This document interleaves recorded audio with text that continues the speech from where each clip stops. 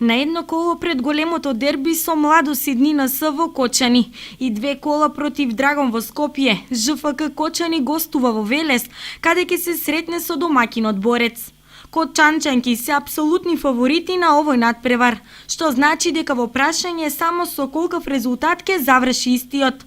Екипата е комплетна, без проблеми околу здравствениот билтен на фудбалерките. Тренерите Јовановски и Андонов токму во Велес ќе постават играта како да играат против оризарки и скопјанки, со цел да се испробаат некои нови варијанти со брзо пренесување на топката на противничката половина.